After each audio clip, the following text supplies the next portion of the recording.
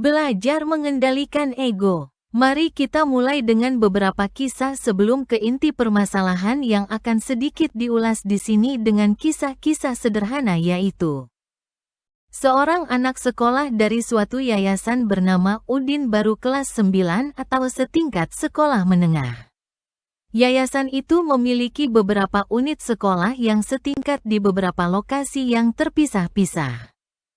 Suatu ketika yayasan mengadakan kompetisi ilmiah terutama matematika antar sekolah.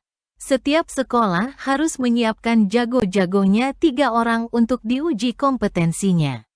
Dalam kompetisi itu, Udin sebagai pemenang juara 1 dengan hadiah sertifikat serta uang tunai Rp300.000. Kepala dan hati si Udin memboncah keluar kesombongannya.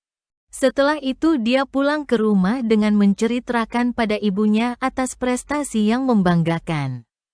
Udin bertanya kepada ibunya, "Berapa banyak orang pintar di dunia seperti aku?" Ibunya secara bijaksana menjawab, "Banyak, kecuali engkau." Kisah lain, seorang pengacara yang sombong mendatangi seorang petani berkata, "Aku tidak pernah membungkuk kepada siapapun, termasuk Tuhan. Apalagi manusia." Kebetulan saat itu di tengah sawah petani secara bijaksana menjawab, "Apakah engkau tahu, padi yang berisi itu menunduk?" Kisah lain lagi. Seorang wanita yang merasa dirinya terhormat, datang terlambat dalam suatu konser terkenal. Ternyata semua kursi utama sudah penuh, yang kosong hanya paling belakang. Wanita itu protes merasa terhina dengan membentak petugas, "Apakah engkau tidak tahu siapa aku?" Petugas bijaksana itu dengan kalem menjawab, "Orang penting tidak keberatan di mana dia duduk. Tetapi orang yang keberatan duduk di mana saja adalah orang yang tidak sungguh penting." Itulah kisah-kisah sebagai ilustrasi tentang ego itu. Mari kita mulai membahasnya dengan bertanya, apakah ego itu? Ego adalah konsep psikologi yang merujuk kepada kepribadian seseorang, yang bertindak sebagai diri yang mengatur pikiran dan perilaku seseorang. Dalam praktek sehari-hari, ego sering merujuk kepada merasa diri paling penting, paling benar, atau mementingkan diri sendiri secara berlebihan. Ego juga biasanya menuntut diri dalam moralitas yang sempurna. Setelah mengerti tentang ego, timbul pertanyaan, apakah ego dapat dikendalikan?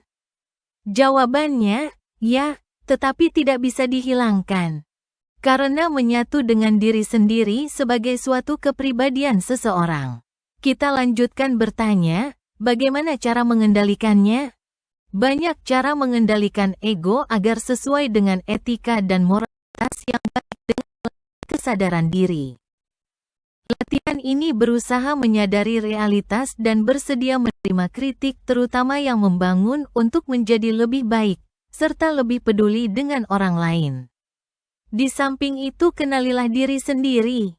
Apakah suatu keputusan didasari oleh suatu emosi sesaat atau rasional?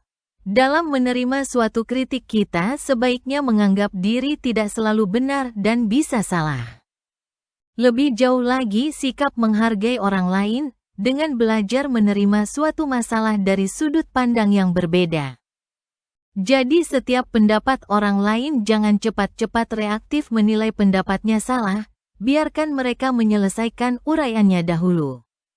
Terakhir, teruslah belajar dengan menempatkan diri pada proporsi yang benar, merasa kurang berpengetahuan, rendah hati dan terbuka untuk setiap informasi yang baru. Demikian sekilas cara belajar mengendalikan ego agar dapat hidup damai dalam bermasyarakat. Semoga bermanfaat.